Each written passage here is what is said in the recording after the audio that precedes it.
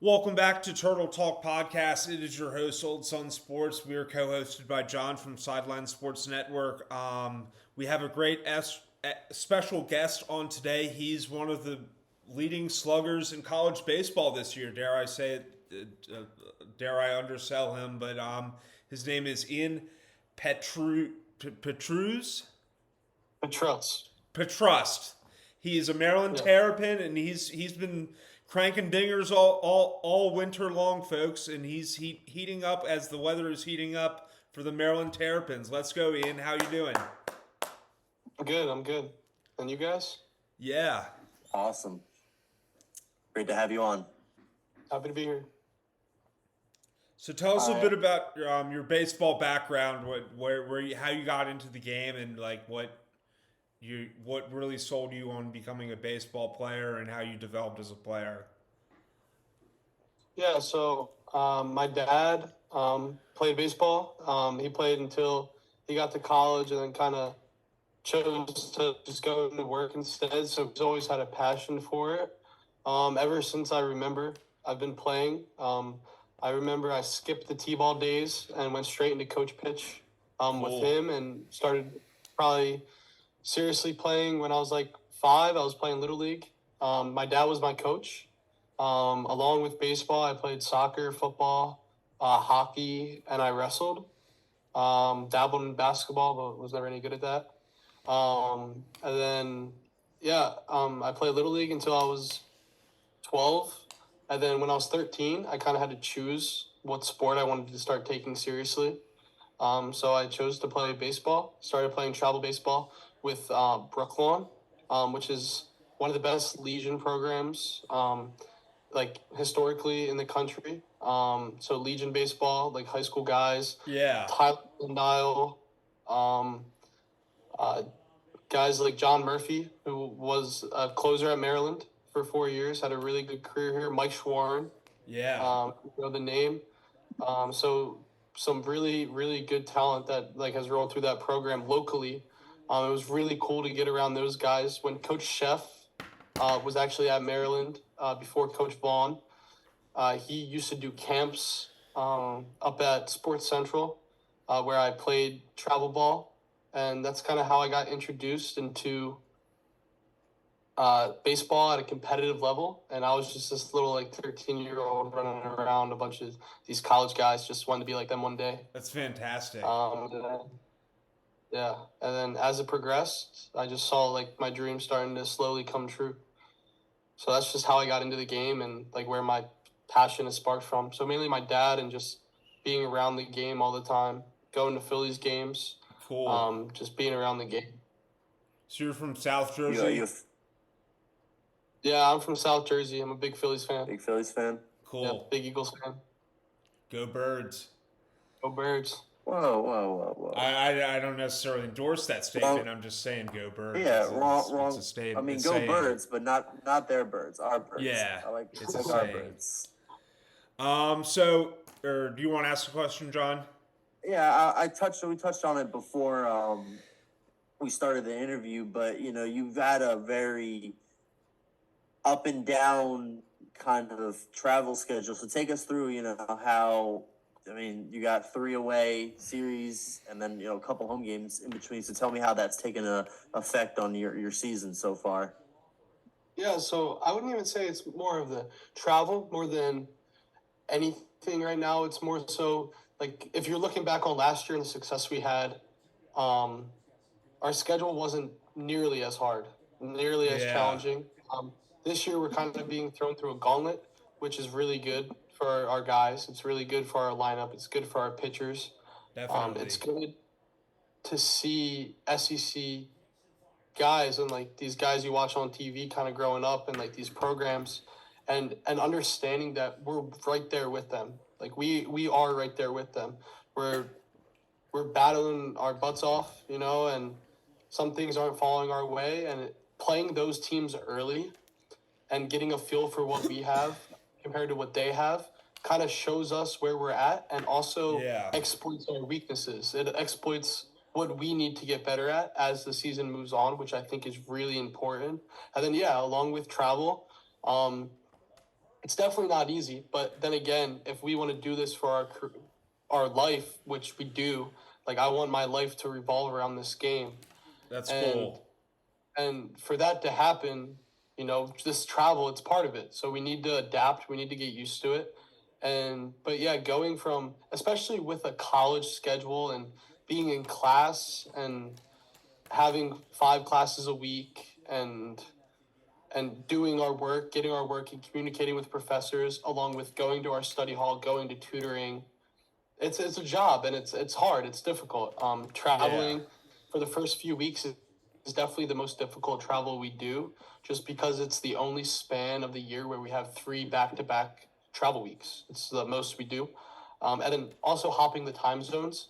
It's definitely different, and a little bit challenging as well, with sleep and stuff. Um, you're always constantly changing, and it's hard to get into a routine. And routines are important, but Yeah. then again, we can't revolve our life around the same routine. We need to be adaptable. We need to be able to be okay with not having the same routine consistently every day. No matter how important that is, we still need to adapt. And I think being around the younger guys right now and the freshmen and stuff, it's really cool to kind of see how we interact with each other and the questions they ask and how we can help one another kind of grow from this.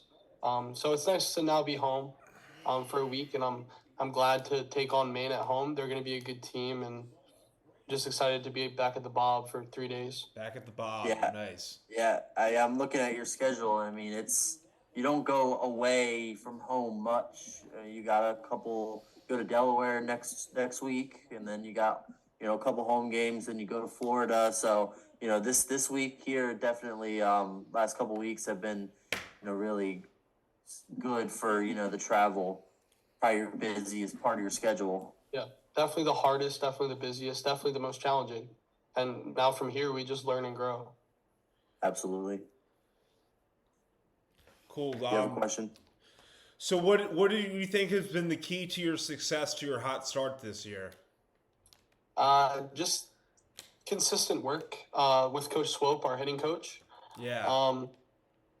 Coming off of last year, I had some success late in the season. I wasn't really playing much at first. And then halfway through the season, I got thrown into the lineup, thrown into the heat of it in Big Ten play, and I had some success. And part of that's mindset, kind of just knowing that I belong and understanding that, especially last year as a freshman.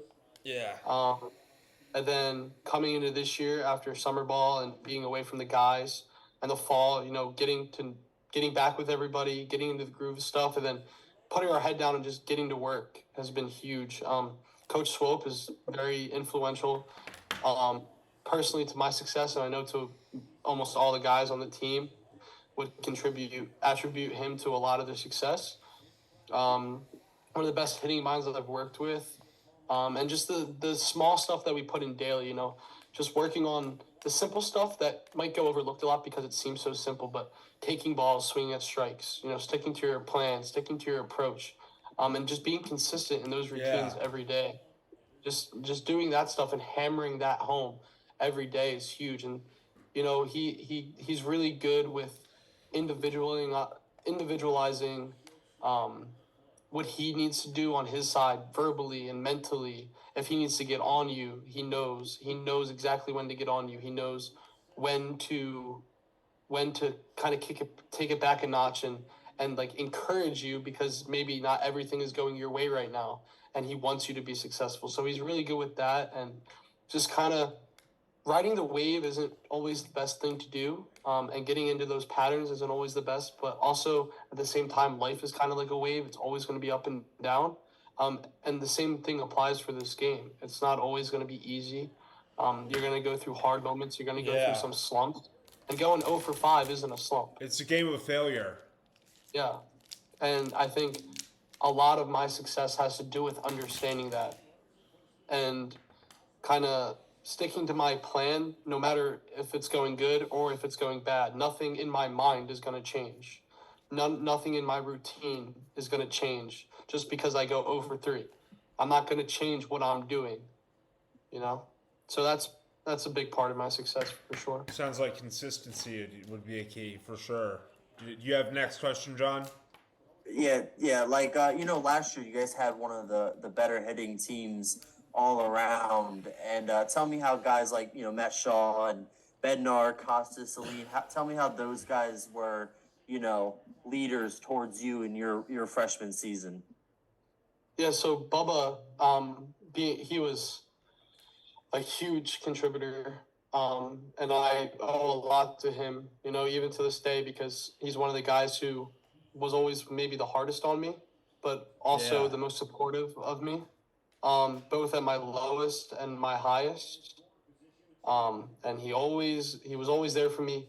We talked a lot, and he was kind of more of like my mental coach, you could say. Like, he kind of helped me grow and learn Yeah. throughout my adjustment to college, Cool. and college baseball. And then guys like Matty Shaw, like, he's more my, like, you could call it baseball coach. Like, he was like my mentor on the field last year and teaching me ways to keep my body healthy, keeping my body fresh, keeping my legs feeling good so I'm not sore, nutritional things, mechanical things in the swing, even throwing, catching, the little things. And he's always giving pointers to that. He's one of the best baseball minds I've ever ran into, and he's super knowledgeable and super smart, and he cares a lot.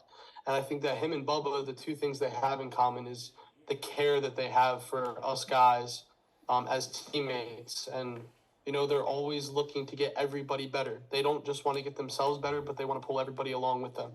Cool. Good answer. Great insight. You got a question? Yeah, I was gonna say, do you have any so I don't know if you know, you probably don't know this. I coach the JV team. Do you have any good hitting, two or three good nuggets you've learned from Coach Swope throughout your career at Maryland? Yeah, so far, a lot of the biggest things that I take from him is, like I said, kind of consistency, sticking to your approach, and not falling back from that. You can't have any doubt in your plan. If you're sitting on a fastball, you have to convince yourself that the fastball is coming. And that's the only pitch that you're going to swing at, is the fastball in the zone that you're looking for. Discipline. There's nothing that's going to take you out of that plan. And obviously we're human. We make mistakes sometimes. Sometimes we swing at a ball. Okay, whatever. Next pitch. Bring it. Yeah. Sticking to our plan, swinging at strikes, taking balls, and kind of not running out of barrels. Coach Vaughn likes to say is the biggest thing. Like, if we can get a Friday night guy out in the fourth inning and get into their bullpen on Friday night that early, we're in good shape. We're looking good to go into the rest of the weekend, even the rest of the night. The quicker we get their best guy out is the better we are. So how do you do that? You do that by walking, which Taking pitches. Yep. Yeah, we always lead the country in walks. Like, we walk a lot. We get hit by a lot of pitches. We don't move our feet. We take a lot, and we also barrel a lot of balls. That's the quickest way to get somebody out. Just finding the barrel, even if they're not falling. Eventually, they're gonna fall. Baseball kind of pays back quick. Eventually, you just stay on the barrel. You take what you need to take. You swing at what you need to swing at, and we're all good enough hitters to kind of get somebody out. And there's always going to be an outlier to that. Sometimes you run into a juggernaut on the mound, and that stinks. But sometimes maybe you got to play a little bit of small ball and do a little bit of that. Absolutely. So sticking to your approach, swinging at strikes, taking balls, and then kind of doing what you need to do to feel comfortable is the biggest thing. You can't hit if you're not comfortable, but along with that, you can't hit if you're not balanced and coordinated. Yeah. So with Coach Swope, we do a lot of motor preference stuff and work on our balance and coordination, because if you're not balanced and you're not coordinated, you're not going to be able to hit 95. You're not even going to be able to hit 85. Yeah. So being in a good position to hit and being consistent with that. Good stuff. Good answer. That's great. Yeah. Do you have any questions, John? I'm pretty much good with my questions. Yeah. Well, I got one more question. It's a two-parter. First, what's your personal goals for the rest of the season? And the second, what is the team's goal but I mean, I know the team's goal is obviously win a championship. So maybe if there's a different, specific goal that, you guys have for the team, yeah. Yeah, so I'll start with like a bit of personal goals. Team USA is the biggest one. Ever since I started playing college baseball and learned about the collegiate US team, that's always been something I wanted to do, and this is the year for me to do it. So I'm just going to keep controlling what I can control, playing my best baseball, and letting the rest of it take care of itself. And then be an All-American. That's going to be a consistent goal for me. Be an All-American, make Team USA. I'm going to the Cape. So I just got to stay healthy, keep doing what I got to do, and then let the rest take care of itself. If people want to overlook me, that's fine, but I'm going to do the best I can to make my name a no-doubter. And then for team goals, obviously it's go to Omaha. Not just go to Omaha, but win in Omaha. And we definitely have the team to do it. We have the roster to do it. And to some people out there, it might not look like it right now, but just watch. Just watch what we can do. Because I'm telling you, this is the hardest 2 weeks, and I know this is very cliche, but I guarantee you now we're going to surprise a lot of people now at the end of the season, just like we did last year. Now, it's really easy for people to overlook us, but think about the year we had last year. Nobody would have thought we ever would have hosted a regional. I can guarantee you the same thing's going to happen this year. Maybe, it's going to come full circle. And then, so just the small wins, winning every day is important for the team. Not just in games, but in practice. Taking care of the little things is our goal every single day, which is going to lead to the bigger goal. And I think just kind of growing as a team is probably our biggest goal, besides winning a national championship. If we can grow as a team and everybody can get better every day, we're going to be in pretty good shape when you look up at the end of the year. I can promise you that. Because if we're all pulling in the same direction, that's when good things happen. Absolutely right. Good stuff. Awesome. Yeah, you guys got a hell of a lineup, a hell of a pitching group, young, great players. So, I think people, maybe overlook you or write you off now, but, don't let you guys get hot. Yeah, the Terps will be in the mix come May, end of the season. 100%. Not a doubt. Yeah, it was great to have you on, Ian. Thank you. Thank you, guys. I appreciate it. Thank you for having me. We'll tag you and post the interview and on social media and so forth. So absolutely great pleasure having you, talking to you. Awesome. Thank you, guys. If you ever want to talk again, just let me know. For sure. Thank you, Ian. Thank you. Yep. Thank you, guys. Take care. Gotcha. Take care, man.